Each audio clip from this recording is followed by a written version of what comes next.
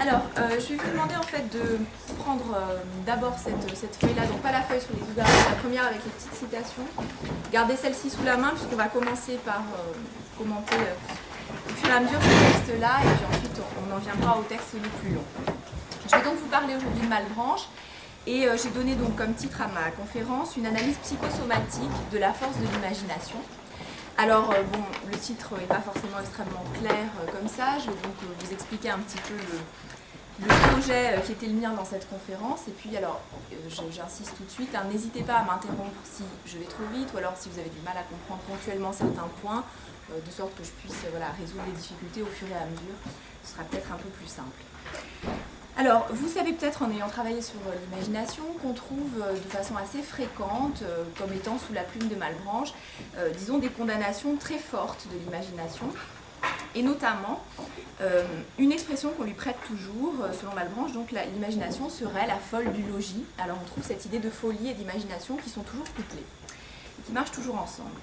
Or, ainsi que l'a montré une commentatrice extrêmement connue de Malebranche, qui a aussi réalisé en fait l'édition critique dont je vais me servir aujourd'hui, donc la pagination qui sera indiquée provient de ses éditions à elle. Elle précise, donc cette dame s'appelle Madame Geneviève Rodis-Lewis, elle précise qu'on ne trouve absolument pas cette expression-là, l'imagination est la folle du logis chez Malebranche, et c'est en fait une fausse citation qu'on rencontre chez Voltaire dans le dictionnaire philosophique. Et Voltaire aurait en somme essayé de résumer de manière un peu plaisante la théorie malebranchiste de l'imagination par cette formule-là. Et ce qui est intéressant, c'est de voir à quel point elle a été finalement fameuse et couronnée de succès, puisqu'on l'a retenue un peu partout, alors même qu'elle ne se trouve dans aucun texte. Ce qui est intéressant tout de même, c'est de voir pour quelles raisons, au fond, on s'est accroché à cette expression-là. C'est évidemment parce qu'elle contient des vérités assez frappantes sur la théorie malebranchiste. En effet, il y a chez Malebranche, en première lecture, et c'est assez clair, une sorte de condamnation de la puissance imaginative comme étant opposée à la raison, comme étant synonyme de folie, d'emportement, de puissance de la corporéité sur, au contraire, l'intelligence claire. Donc tout ceci est absolument certain. On aura l'occasion de lire des textes dans lesquels Malebranche a un vocabulaire qui est, disons, assez proche de celui qu'on trouve chez les moralistes. On va retrouver une condamnation de l'imagination à peu près parallèle à celle de Pascal, avec la notion du divertissement, etc. Bon, ces choses-là se retrouvent chez Malebranche aussi. Toutefois, moi je vais essayer de m'intéresser à d'autres aspects un peu plus méconnus au fond de la théorie malebranchiste de l'imagination, en travaillant sur deux textes en particulier. D'une part, l'ouvrage qui s'appelle La recherche de la vérité, qui paraît donc en 1675 pour sa première édition. Et puis ensuite le traité de morale qui paraît 10 ans plus tard, là encore pour sa première édition. Et l'un comme l'autre vont être amendés d'un certain nombre d'éclaircissements ou de prolongements au fur et à mesure que Malebranche sera critiqué sur tel ou tel point de son système. Alors, je vais m'intéresser donc à ce que j'ai appelé ici l'analyse psychosomatique de l'imagination et de ses effets chez le sujet. C'est essentiellement dans le livre 2 de La recherche de la vérité que Malebranche s'attache à décrire l'articulation entre l'âme et le corps, ou entre événements corporels et événements mentaux dans les processus imaginatifs. Alors j'appelle ici processus imaginatif deux choses. C'est d'une part la production et la liaison des images, donc le fait qu'on se mette à avoir une pensée par image et qu'on soit capable de générer, d'inventer des scènes complexes. C'est le premier sens. Et le deuxième sens, c'est ce qu'il appelle la contagion des imaginations fortes. Il va expliquer comme ça comment les superstitions arrivent à être colportées, amplifiées, répercutées dans une société tout entière ou dans une communauté. Et un des exemples les plus fameux qu'il prendra, c'est la croyance dans les sorcières ou dans les loups-garous, et c'est le dernier grand texte que je vous ai donné, qu'on travaillera à la fin. Alors il y a plusieurs points qui me paraissent particulièrement intéressants dans le traitement que Malebranche réserve à l'imagination. C'est premièrement, premier point, sa réflexion sur l'imagination offre une réflexion sur les conditions organiques de la pensée. La théorie de l'esprit malebranchiste insiste beaucoup sur ce qui se passe dans le corps au moment où nous pensons.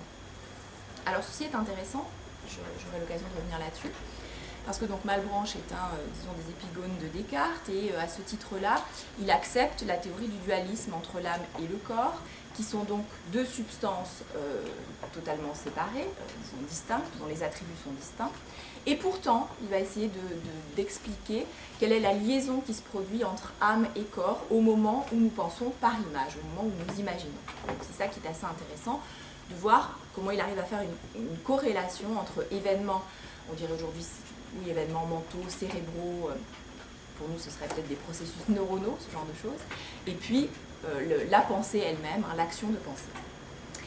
Le deuxième point qui me paraît intéressant aussi, c'est que Malebranche explique la constitution de la subjectivité, de la personnalité du sujet, comme différent de tout autre, par l'imagination. Et le troisième point, c'est qu'il met en relief le rôle du corps dans la genèse des rapports interindividuels. Donc on verra que tout ça est affaire d'imagination corporelle quand on a de la sympathie pour quelqu'un, quand on souffre à sa place, quand on a de la compassion, etc. etc. Alors, quelques précisions pour essayer de cerner un petit peu quel est le contexte d'émergence de cette théorie chez Malebranche, et ensuite j'en reviendrai à chacun de ces points simultanément. Donc, dans la recherche de la vérité, Malebranche essaie de produire ce qu'il appelle une science de l'homme, qui puisse décrire le fonctionnement de l'âme et du corps humain, et qui s'attache à réorienter le sujet vers ce qui est censé être son vrai bien, c'est-à-dire le bien de l'esprit, plutôt que le bien du corps. En effet, l'anthropologie malebranchiste, qui donc est en grande partie inspirée par Descartes, comme je vous l'ai dit, intègre aussi des considérations théologiques tout à fait spécifiques qui étaient absentes du propos cartésien. Et c'est assez important pour ce qu'on va développer ici. En effet, l'homme qu'il s'agit de considérer dans la recherche de la vérité en particulier, c'est l'homme d'après la chute, donc après le péché originel. Ce qui a changé quelque chose, au fond, dans ce que l'homme est, donc avant et après le péché. Ce qui s'est rompu, c'est l'union naturelle que l'homme était censé avoir à Dieu. Et ce qui s'est accentué au contraire, c'est l'union de l'âme au corps. Selon Malebranche, le corps dont il s'agit de parler, l'homme dont il s'agit de parler, c'est celui dont l'âme est dépendante du corps. Et elle est devenue dépendante du corps après la chute. Or, précisément, c'est cette dépendance de l'esprit vis-à-vis du corps qui explique que souvent nous nous trompions, que nous soyons récalcitrants à la pensée abstraite, mais que par contre nous aimions beaucoup nous représenter les choses et les imaginer. C'est aussi pour cette raison-là, parce que donc nous sommes dépendants du corps, que nous recherchons les plaisirs sensibles plutôt que le vrai bien dans l'union à Dieu. L'homme d'après la chute est donc, selon l'expression de Malebranche, un esprit grossier, c'est-à-dire fortement influencé par son corps. Alors, deuxième chose à savoir aussi, je le précise tout de suite parce que sinon on aura du mal à comprendre certains textes. Je vous disais que donc l'âme et le corps sont des substances distinctes chez Malebranche, et c'est assez clair. Et en raison de leur nature différente, ces deux substances, selon lui, ne sont capables d'aucune action réciproque. Donc en fait, il y a une théorie particulière de la causalité qu'on va appeler l'occasionnalisme, qui fait qu'on ne peut pas dire à proprement parler qu'un événement dans l'âme cause un effet dans le corps, ni réciproquement qu'un événement dans le corps cause un effet dans l'âme. C'est une manière de parler, nous dit Malebranche, qui ne reflète pas la réalité de cette relation de causalité spécifique. Et il faudrait plutôt dire que finalement, toute l'efficace, c'est-à-dire tout pouvoir, toute causalité possible, provient de Dieu et non pas des substances elles-mêmes. Et donc, les événements du corps sont les occasions des événements mentaux, et inversement, les événements mentaux sont les occasions des événements du corps. Je vous dis ça parce qu'on va retrouver cette expression dans les textes, et donc il faut savoir d'emblée de quoi il s'agit. Alors j'insiste donc sur cette notion qu'il y a une corrélation entre âme et corps, mais qu'il n'y a pas de rapport de causalité véritable. Et la première citation que je vous propose ici vous permet de le comprendre. Alors au passage, je vous explique simplement les abréviations que je vous ai données. Donc je vous lis le premier texte. Toute l'alliance de l'esprit et du corps qui nous est connue consiste dans une correspondance naturelle et mutuelle des pensées de l'âme avec les traces du cerveau et des émotions de l'âme avec les mouvements des esprits animaux. Bon, je reviendrai après, les esprits animaux, c'est des petites parties du sang qui sont l'occasion d'un certain nombre de pensées. Donc, notez Hervé ici, c'est évidemment Recherche de la vérité, deuxième livre, première partie, chapitre 5. Et la pagination, donc encore une fois, est dans cette édition de référence que je vous citais tout à l'heure. Alors, donc, en essayant de reprendre les points que je vous disais tout à l'heure, donc inscription corporelle de la pensée. Deuxième chose, disons, personnalisation du sujet à travers l'imagination et ensuite constitution des liens sociaux et des liens communautaires par l'imagination, on peut jeter, à mon avis, un éclairage un peu particulier, un peu différent sur l'analyse malbranchiste de l'imagination, dont, comme je vous disais, on souligne beaucoup généralement l'intransigeance. En effet, donc, je vais essayer de vous expliquer au fil de la lecture quels sont les principes de l'explication malbranchiste qui va conjoindre de la physiologie et de la psychologie. C'est ce qui la rend un petit peu originale. On se demandera ensuite si l'interaction entre âme et corps qu'on remarque dans l'imagination a toujours un caractère de malignité ou pas. Donc est-ce qu'il s'agit toujours de folie? Et ensuite, quels sont les moyens dont on dispose éventuellement pour tempérer ou pour maîtriser l'imagination, si tant est qu'il faille le faire. Alors, premier point, on va essayer de définir ce que c'est que l'imagination chez Malebranche, parce que ce n'est pas une entreprise si aisée. En effet, donc, dans le traité de morale, et c'est le deuxième texte que vous avez ici, Malebranche souligne l'ambiguïté du terme. Et il explique qu'on en a une connaissance superficielle, tout simplement parce que c'est un terme qu'on emploie à tout bout de champ. Donc, parce qu'on l'emploie fréquemment, on croit savoir de quoi il s'agit, ce qui n'est pas le cas selon lui. Alors je vous lis le deuxième passage. Donc ce terme, imagination, est fort en usage dans le monde, mais j'ai peine à croire que tous ceux qui le prononcent y attachent une idée distincte. Imagination est un de ces termes que l'usage autorise et n'éclaircit pas, car l'usage ordinaire n'éclaircit que les mots qui réveillent les idées sensibles. Comme l'imagination n'est visible que par ses effets, et qu'il est difficile d'en connaître la cause, chacun prononce le même mot sans en avoir la même idée, peut-être même que bien des gens n'en ont nulle idée. Ici donc extrait du traité de morale. Donc l'imagination se présente d'abord comme un phénomène obscur, dont on ne saurait parler sans ambiguïté, d'autant que les usages du terme sont fluctuants. Or, si l'on peut à la rigueur s'accorder sur la nomination des objets matériels, des objets dits sensibles, il est impossible, selon Malebranche, de compter sur l'usage pour garantir un accord sur le sens d'un concept. Pour connaître l'imagination, il convient donc de donner une explication pleinement rationnelle de ses mécanismes, de ses causes et de ses effets. Et c'est justement ce à quoi Malebranche s'emploie. Voici donc la définition qu'il propose. Une fois qu'on a remarqué ce sens vague, on va essayer d'expliquer finalement en quoi l'imagination consiste ou comment est-ce qu'elle fonctionne.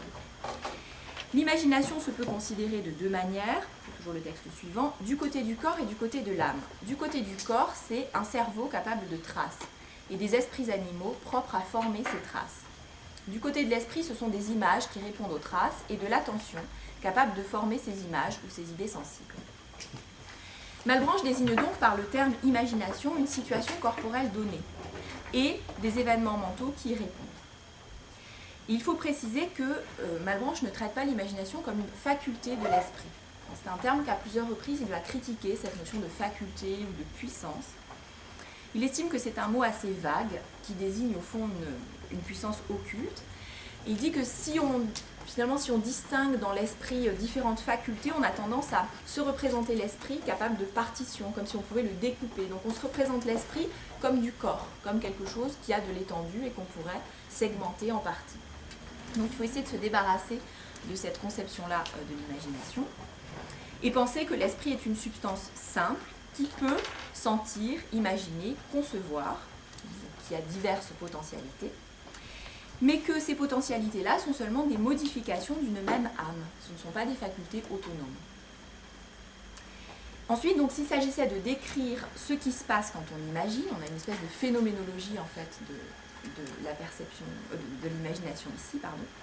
On pourrait se placer donc soit du point de vue du corps, soit du point de vue de l'esprit. Mais s'il s'agit de comprendre ce qui s'opère, on doit renvoyer à l'union entre l'âme et le corps, donc cette fameuse corrélation dont je vous ai parlé. C'est-à-dire à des rapports naturels de correspondance et de réciprocité entre états mentaux et états corporels. Précisément, l'imagination désigne la manifestation d'une liaison entre ces deux ordres, entre le corporel et le mental. Ça n'est ni donc une faculté de l'âme, ni une partie du corps. Il y a pas mal de théories qui précèdent celle de Malebranche, notamment dans les traités de médecine. On continue à trouver cette idée que l'imagination, qu'est-ce que c'est? C'est une partie du cerveau. C'est une partie du corps à proprement parler. Or, ici, donc Malebranche insiste bien, ça n'est ni seulement du corps, ni seulement de l'esprit, mais l'imagination, c'est bien finalement ce qui se trouve à l'interconnexion, un phénomène qui advient à l'interconnexion entre esprit et corps. On a donc une citation qui le prouve encore, qui est la citation suivante. Dès que l'âme reçoit de nouvelles idées, il s'imprime dans le cerveau de nouvelles traces. Et dès que des objets produisent de nouvelles traces, l'âme reçoit de nouvelles idées. Ce n'est pas qu'elle considère ces traces puisqu'elle n'en a aucune connaissance, ni que ces traces renferment ses idées, puisqu'elles n'y ont aucun rapport. Mais tout cela se fait en conséquence des lois générales de l'union de l'âme et du corps. Donc, il y a des lois générales qui expliquent la correspondance entre âme et corps, et l'imagination donc, est un des phénomènes qui va permettre de lier les deux. Ce qui est assez intéressant d'ailleurs, c'est que c'est dans le chapitre, enfin dans le livre consacré à l'imagination, qu'on va trouver un passage très important de Malebranche sur la manière dont l'esprit et le corps sont liés. Pas ailleurs dans la recherche de la vérité. Alors, autre point dans ce texte intéressant, ces lois générales donc, qui font que l'âme et le corps sont corrélés s'opèrent sans qu'il soit besoin d'un acte de conscience de la part de l'esprit. Autrement dit, quand il se passe quelque chose dans le corps qui va occasionner de l'imagination, il n'y a pas au fond conscience de la part de l'esprit que il y a justement ce genre de... Disons, il y a un phénomène à répercuter. Se fait donc de façon inconsciente. Alors, l'une des conséquences de la définition qui est proposée ici par Malebranche, c'est au fond une réduction ou une démystification du discours social sur l'imagination qui est célébré, qui est glorifié, ou au contraire qui est condamné. Malebranche montre que l'attrait qu'on peut avoir pour l'extraordinaire, pour le bizarre, pour le baroque, et qui selon lui s'atteste dans la célébration des auteurs imaginatifs. Alors, il a comme ça un certain nombre de bêtes noires dont il estime qu'on les célèbre trop. C'est Montaigne, par exemple, c'est Sénèque, c'est Tertullien. Il explique que ces gens-là, finalement, ont de l'imagination, mais que avoir de l'imagination, finalement, ça n'est pas grand-chose. Il n'y a pas à en faire grand cas. Avoir de l'imagination, c'est avoir un esprit sensible, c'est-à-dire, d'après l'expression que j'ai employée tout à l'heure, un esprit grossier, ou encore un esprit de chair et de sang, c'est-à-dire un esprit très dépendant du corps. Plus exactement, avoir de l'imagination, c'est posséder, selon Malebranche, un cerveau et des esprits animaux qui sont disposés de telle ou telle manière. Il n'y a donc aucune raison de s'en faire gloire, aucune raison de louer les auteurs pour leur imagination virtuose et fertile, puisque si une bonne disposition corporelle permet au sujet de se montrer imaginatif, il ne doit finalement son brio qu'à une bonne complexion corporelle et naturelle, qui résulte seulement de facteurs physiologiques, qui sont les produits des lois de la nature. Et finalement, disons que l'imagination n'est pas un talent particulier et elle n'est pas non plus la résultante d'un effort spécifique chez celui qui la possède. L'imagination fertile, donc, n'est ni le produit d'un don surnaturel, ni le produit d'un mérite personnel. Être imaginatif, ça n'est pas davantage, je cite, qu'avoir dans sa tête abondance d'esprits animaux ou une juste proportion de fibres du cerveau avec ses esprits. Donc c'est simplement affaire de physiologie. Alors, la question évidemment qui suit, c'est de se demander qu'est-ce qu'on fait finalement quand on imagine, ou quelle est la spécificité de la pensée imaginative par rapport à la conception ou par rapport à la sensation, si on estime que imagination, sensation et disons, faculté de concevoir ou d'intelliger sont des modifications de l'âme. Alors, vous avez donc la citation qui suit. La faculté d'imaginer ou l'imagination ne consiste que dans la puissance qu'a l'âme de se former des images des objets en produisant du changement dans les fibres de cette partie du cerveau que l'on peut appeler partie principale, parce qu'elle répond à toutes les parties du corps et que c'est le lieu où notre âme réside immédiatement, s'il est permis de parler ainsi.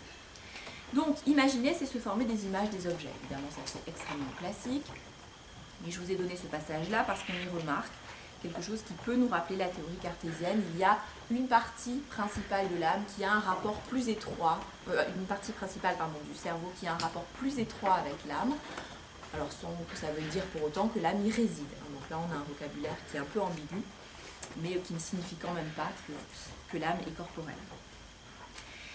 Alors, on remarque donc ici que c'est pour user d'une facilité de langage qu'on dira que l'âme réside dans une partie du cerveau puisqu'elle n'est pas corporelle. Il est possible en revanche que l'âme désire se former des images et que les efforts d'attention qu'elle produit soient l'occasion de mouvements dans la partie principale du cerveau. C'est ça, donc imaginer de façon consciente. Alors on trouve un peu plus loin dans le texte une autre définition qui introduit la notion fondamentale de trace, sur laquelle je vais revenir un peu après.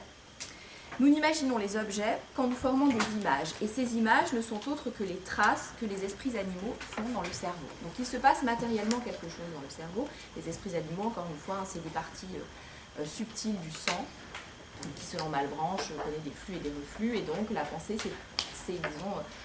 la pensée a comme corollaire des événements physiologiques, dont l'inscription de traces sur la superficie du cerveau. Les traces sont donc à comprendre comme les inscriptions matérielles de l'image. Ce ne sont pas du tout, donc les images, ce ne sont pas des espèces de petits tableaux ou des représentations fidèles de la réalité qui se formeraient dans le cerveau. Mais ce sont les marques laissées par les trajets des esprits animaux. Encore une fois, donc, ces tout petits corps subtils. Aussi, est-il possible que des traces finalement se confondent si les esprits animaux qui vont les provoquer se rencontrent au cours de leur parcours ou rencontrent d'anciennes traces et se mettent à bifurquer. Donc, il faut imaginer une espèce de circulation incessante de sang, et puis non seulement de sang, mais de ces petites parties-là du sang qui animent le corps tout entier, y compris le cerveau, et qui sont donc, pour certains de ces flux, qui sont les corollaires des pensées. Or, c'est à ces traces que vont répondre les idées, qui sont des perceptions de l'âme ou des images, sans qu'on puisse dire que les traces sont les causes des idées, encore une fois, ce n'en sont que des occasions. Bref, imaginer, c'est se figurer, se représenter des objets sensibles. Alors, le pouvoir de se représenter des objets est relativement ambivalent. En effet, d'une part, l'imagination peut nous faire paraître des tas de choses, nous figurer des tas de choses, ce qui est absent, ce qui est possible, voire ce qui est incompréhensible. Et en ce sens-là, la pensée imaginative dépasse ce qui est actuel, dépasse la réalité, pour introduire du virtuel dans la pensée. On peut penser à ce qui n'existe pas nécessairement, ou à ce qu'on n'a pas sous le nez. De là, à la fois sa puissance et, selon Malebranche, sa malignité. En effet, il écrit « L'imagination unit l'esprit au présent, au passé, au futur, aux réalités et aux chimères, aux êtres possibles, et à ceux que Dieu ne peut créer et que l'esprit ne peut comprendre. Elle tire de son propre fond des fantômes terribles et elle s'en effraie. Elle en fait naître de plaisant et elle s'en réjouit. Elle change et détruit la nature de tous les êtres et forme 1000 dessins extravagants dans le monde qu'elle compose de réalités et de purs fantômes. » C'est un texte donc, du traité de morale. Alors, il faut remarquer dans ce texte-là que l'imagination ne semble pas apte à produire des idées radicalement nouvelles. Ce qu'on fait simplement quand on imagine, c'est qu'on va composer à partir d'éléments qu'on a déjà vus, dont on a déjà pris conscience, qu'on a déjà trouvé ailleurs, et ensuite on va composer et on va inventer des chimères. On retrouve ici quelque chose qui apparaissait déjà chez Descartes, avec l'idée que l'imagination n'est jamais absolument créatrice. Elle ne fait que recomposer à partir d'éléments disparates qu'elle a piochés ça et là. Mais, donc je parlais d'ambivalence de l'imagination, en tant que faculté permettant de se représenter les idées sensibles, l'imagination peut être extrêmement utile en mathématiques. Pour deux raisons. La première raison, c'est qu'elle peut rendre l'esprit attentif.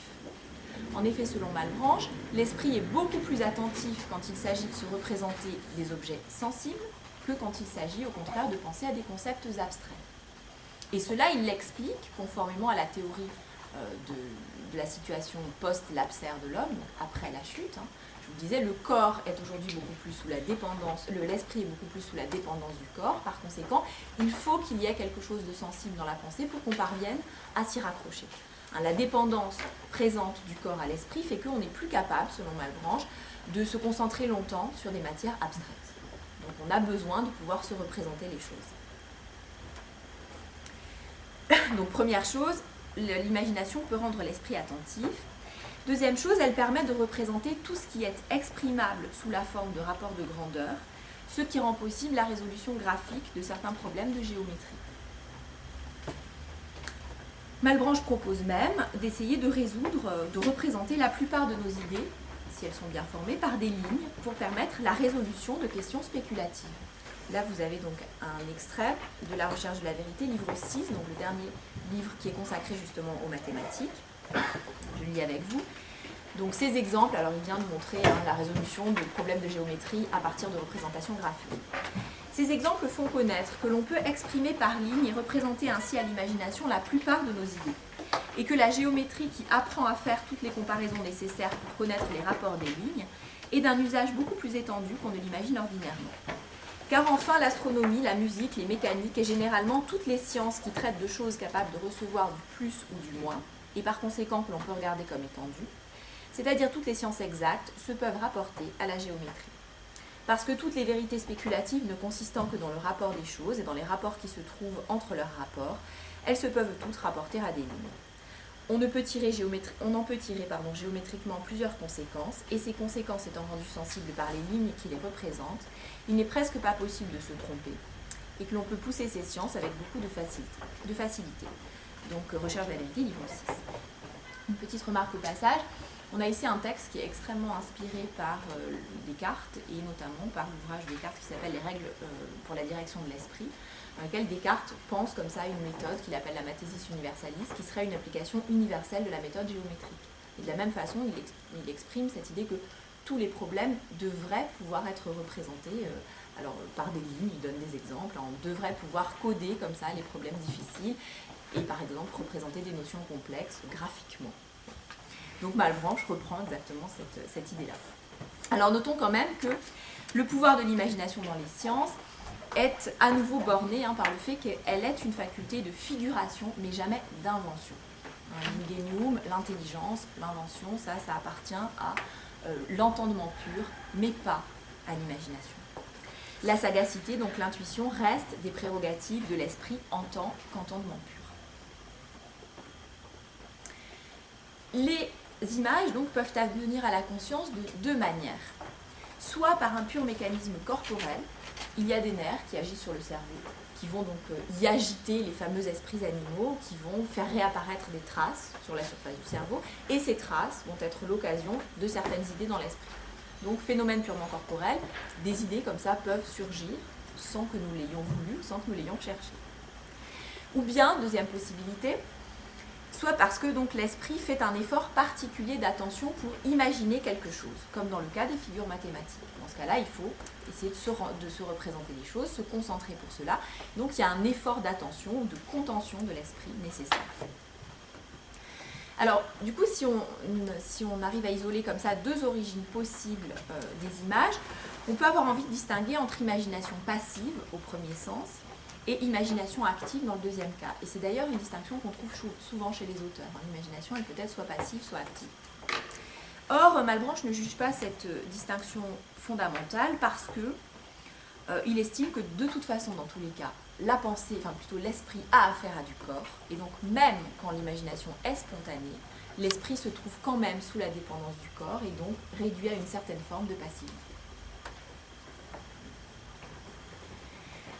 En outre, donc, sauf dans des contextes épistémiques vraiment précis, en l'occurrence l'utilisation de l'imagination pour résoudre des problèmes de géométrie ou de sciences exactes, l'esprit se montre assez peu actif dans le processus imaginatif.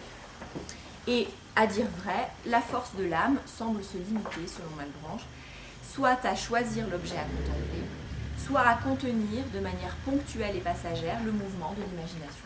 Et finalement, c'est comme si les images, les représentations de l'imagination venaient en nous sans nous. Donc, il y a une forme de passivité presque irréductible finalement du sujet, de son esprit, vis-à-vis de ces processus en grande partie corporels. La plupart du temps, donc, l'âme est passive dans l'imagination. Elle perçoit les idées sensibles qui répondent aux traces qui sont activées dans le cerveau. Quand il imagine, donc, l'esprit est sous la dépendance du corps, de même qu'il en est tributaire dans la perception sensible et dans les passions.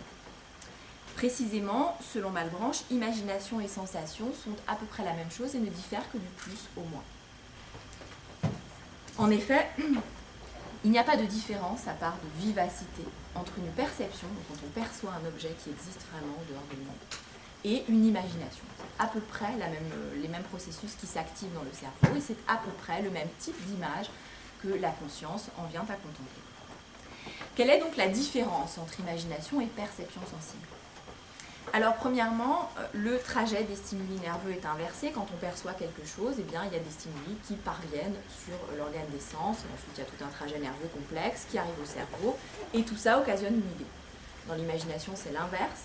Il se passe quelque chose dans le cerveau et éventuellement, il peut y avoir des répercussions corporelles. Je sais pas, moi, si d'un coup on imagine quelque chose, vous entendez un bruit, vous êtes pris de frayeur et vous partez en courant. Ce qui s'est passé, c'est que dans votre cerveau, quelque chose s'est activé et qu'ensuite, il y a eu un certain nombre de répercussions dans vos membres moteurs par le trajet nerveux. Donc, au fond, c'est simplement un processus inverse, mais physiologiquement, ça se passe de la même manière, selon Malebranche, puisque les nerfs sont à la fois sensitifs et moteurs. Donc, c'est par les mêmes canaux qu'on va recevoir une information sensorielle et ensuite activer un mouvement. Deuxième différence, la conscience de l'objet dans la perception affirme sa présence. Dans l'imagination, au contraire, on a conscience d'un objet comme absent, ou alors présent à l'esprit seulement.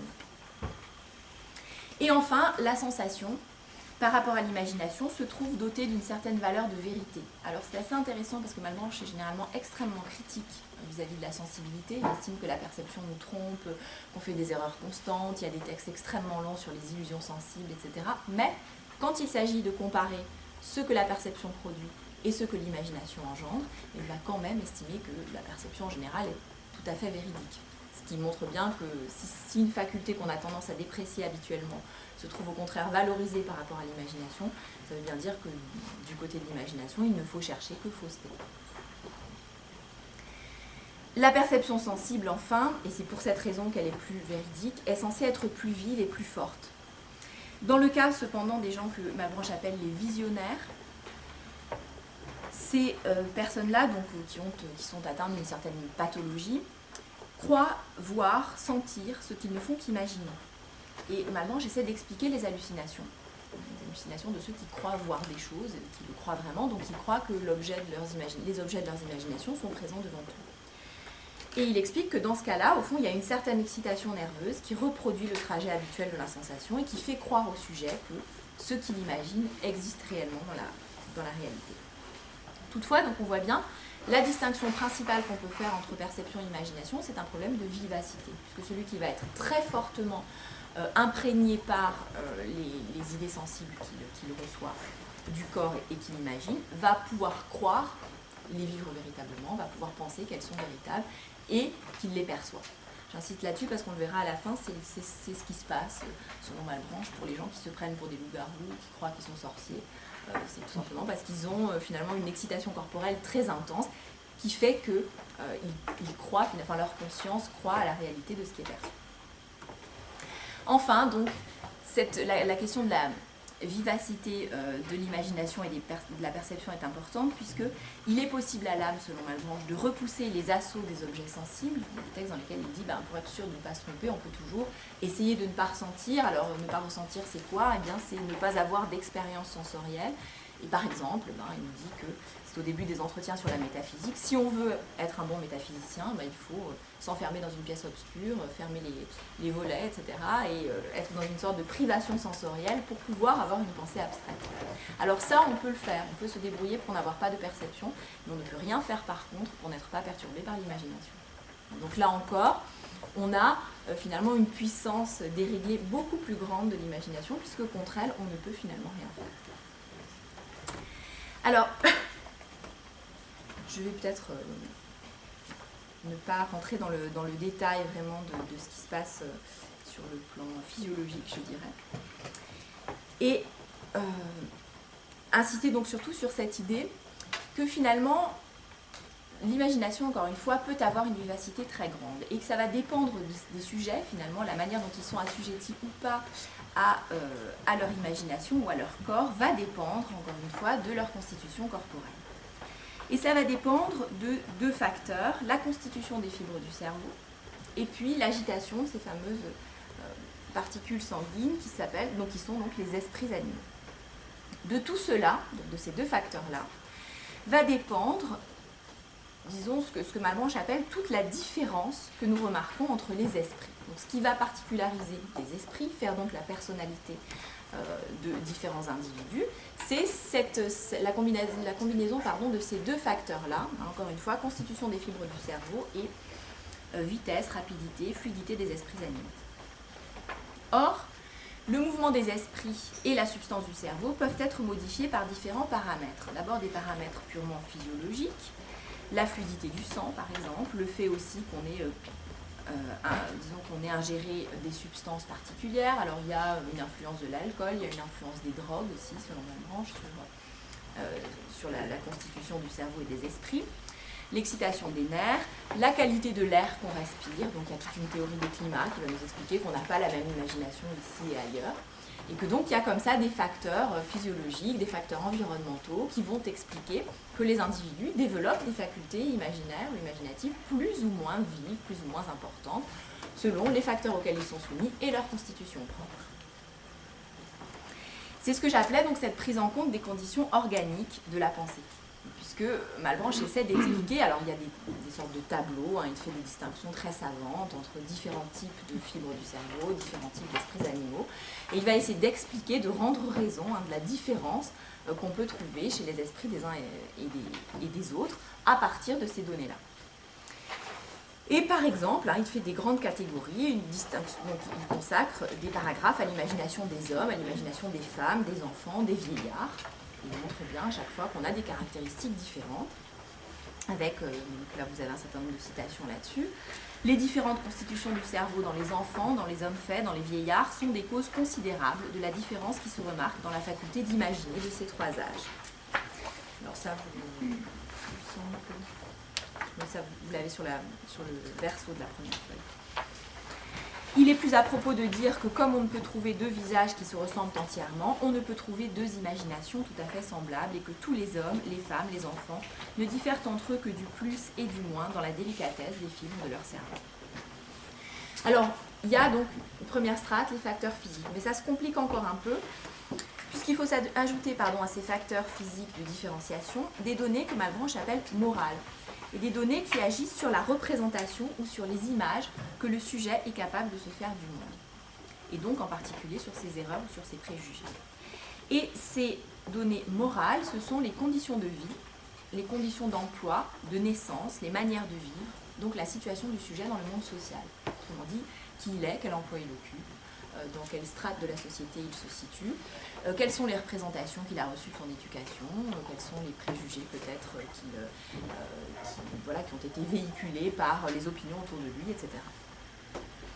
Je cite, « Ainsi, les différentes passions des hommes, leurs qualités, leurs études, enfin toutes les différentes manières de vivre, mettant de fort grandes différences dans leurs idées, cela les fait tomber dans un nombre infini d'erreurs. » Les erreurs et les préjugés proviennent de quoi? Eh bien, essentiellement de ces constitutions différenciées et du fait que le sujet est toujours déterminé par son contexte social, environnemental, etc., à avoir tel ou tel type d'erreur, tel ou tel type, du coup, d'imagination. Enfin, tous ces facteurs produisent des traces cérébrales qui sont l'occasion des idées. Alors, il y a différents types de traces, il y a des traces qui sont naturelles, qui sont ineffaçables, et puis il y a des traces acquises plus ou moins durables. Et donc, toutes les représentations qu'on va recevoir de son éducation, des expériences qu'on a vécues, des perceptions qu'on a pu avoir, etc., toutes ces représentations-là vont, d'une manière ou d'une autre, s'inscrire dans la substance du cerveau. Et ils produire des traces plus ou moins profondes, qui vont durer plus ou moins dans le temps. Alors, une très très vive émotion va produire évidemment une trace tellement forte que, à la première occasion, elle sera ravivée. Il vous suffira que quelque chose vous rappelle un souvenir malheureux pour que, disons, l'ensemble des passions tristes qui avaient pu surgir à l'occasion de cette expérience malheureuse-là vous reviennent. Donc il y a de toute façon, de toutes les expériences passées du sujet, des traces dans son cerveau. Et de toutes ses idées aussi. À ceci près qu'une démonstration de mathématiques va faire des traces très légères. Alors qu'une émotion forte va au contraire s'imprimer très très profondément. C'est évidemment tout le problème. C'est-à-dire que les traces les plus sensibles, ce sont celles des objets sensibles. Et les traces, au contraire, les plus subtiles, ce seront celles de la pensée abstraite. Alors, le fait que, comme ça, dans chaque cerveau, dans la substance du cerveau, se sédimentent différentes traces, c'est cela qui va expliquer le fonctionnement de la mémoire, le fonctionnement des habitudes, des manies, des préférences sélectives, des tempéraments artistiques, des passions, etc. Et là, Malebranche va reprendre un exemple qu'on trouvait chez Descartes, qui confessait dans une lettre avoir toujours aimé les gens qui louchaient un peu, parce qu'il aimait quand il était petit une jeune fille, une petite fille qui louchait. Et donc il dira, j'ai compris très très tard que finalement c'est parce que j'avais eu ce premier sentiment dans ma prime enfance et qui s'était imprégné très très fort, que ensuite j'allais reproduire finalement des comportements d'affection vis-à-vis des gens qui avaient le même petit défaut. Et donc Malebranche là va reprendre exactement cette idée-là et expliquer encore une fois voilà, toutes les préférences sélectives, les passions qu'on peut avoir, même quand ça confine à la manie, simplement par ce système d'impression plus ou moins forte dans la substance du cerveau. Évidemment, les traces acquises peuvent être plus ou moins résistantes au passage du temps, en fonction de la force des mouvements, en fonction aussi de la récurrence de leur parution. Une grande surprise ou une grande terreur peuvent marquer le cerveau tellement fortement que les composants du souvenir seront toujours activés à l'avenir, même s'ils n'apparaissent pas tous en même temps. C'est ce qui explique les associations d'idées. C'est ce qui explique que parfois on a des idées un peu étranges qui nous viennent, que voilà, il y a des souvenirs comme ça qui ressurgissent sans qu'on s'y attende du tout. Ben, c'est tout simplement parce que dans l'expérience présente, il y a un élément, si infime soit-il, qui a pu finalement nous rappeler, même de façon totalement inconsciente, un phénomène antérieur. Or, ces traces pérennes sont celles qui individualisent notre manière d'être. Et selon Malebranche, chacun, s'il s'analysait, devrait reconnaître en lui, je cite, des inclinations et des aversions secrètes que les autres n'ont pas, desquelles il semble que l'on ne puisse donner d'autre cause que ces traces, et notamment les traces de nos premiers jours. Alors dans le deuxième livre, donc ce livre consacré à l'imagination, il y a des pages assez intéressantes dans lesquelles Malebranche parle du choc de la naissance pour l'enfant. Il estime que dans les premiers jours de la naissance, finalement l'individu a affaire à justement des émotions extrêmement vives, extrêmement fortes, et que ces tout premiers jours vont peut-être conditionner l'entièreté de sa vie future. Et ce sont donc les traces du premier âge parmi les plus pérennes et parmi les plus fortes.